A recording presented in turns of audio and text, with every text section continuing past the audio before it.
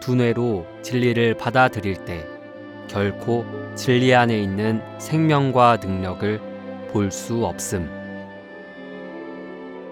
하나님의 말씀과 하나님의 영은 분리할 수 없습니다.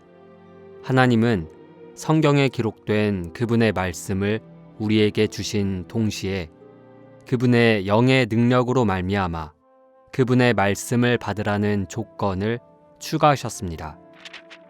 하나님은 그분의 말씀이 한마디도 땅에 떨어지지 않도록 그분의 말씀을 영으로 뒷받침해 주시고 그분의 말씀을 확증하십니다.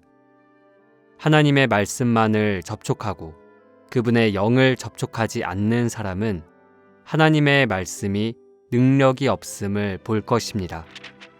하나님의 영이 없다면 하나님의 말씀은 죽은 문자에 지나지 않습니다. 고린도전서 2장 14절은 우리에게 혼적인 사람은 하나님의 영의 일들을 받아들이지 않습니다. 왜냐하면 그 일들이 그 사람에게는 어리석게 보이기 때문입니다. 라고 말합니다. 믿지 않는 사람은 자기의 지혜로 성경을 상고하므로 그에게 성경은 죽은 것에 지나지 않습니다.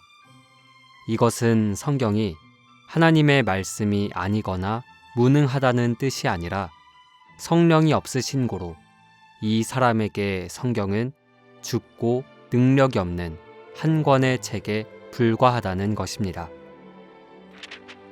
하나님의 말씀은 누구에게나 동일합니다. 그러나 어떤 사람에게는 생명이 되고 어떤 사람에게는 문자에 지나지 않습니다. 왜 그렇습니까?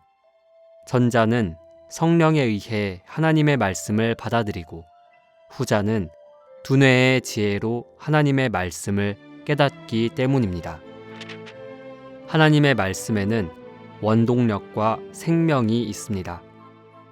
그러나 만일 사람이 두뇌로 하나님의 말씀을 받아들인다면 그는 이 말씀 안에 있는 능력과 생명을 얻지 못합니다. 두뇌로 진리를 받아들인 사람에게는 모든 진리들이 사상에 지나지 않을 것입니다.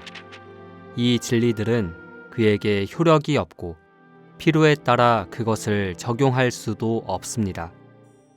그가 그 진리의 배경과 사실과 과정을 다 알고 하나님의 약속을 가지고 있더라도 그 안에서 능력을 얻지 못합니다. 이 진리들은 그 사람에게는 진리라 할 수 없고 공허한 가르침에 지나지 않습니다. 그 이유는 그가 그 진리의 진실성을 증명할 수 없기 때문입니다. 믿는 이가 성령의 능력으로 말미암아 하나님의 말씀을 받았는가를 알아보려면 다만 그가 받아들인 하나님의 말씀이 능력이 있는가를 알아보면 됩니다. 하나님은 그분의 말씀을 확증하시기 위해서 믿는 이에게 성령을 주십니다. 따라서 하나님의 말씀이 확증되지 못한 이유는 성령의 능력이 부족하기 때문입니다. 오늘날의 위험은 믿는 이가 말씀을 듣고 성경을 읽고 진리를 추구하되 두뇌의 지혜에만 의존하는 데 있습니다.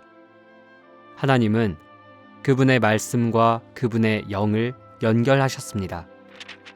그러나 사람은 그분의 말씀을 그분의 영과 분리하거나 그분의 영을 그분의 말씀과 분리합니다. 이 두 가지의 극단은 똑같습니다.